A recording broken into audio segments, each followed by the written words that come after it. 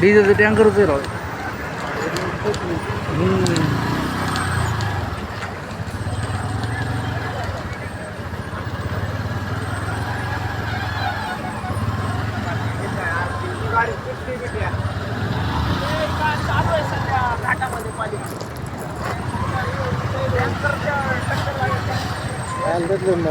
माणसं जळले असते का?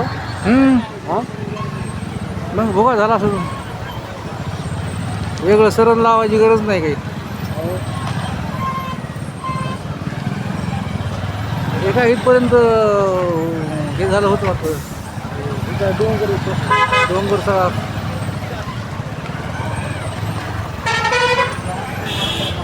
डिझेल इथपर्यंत उडाला होता वाटतं.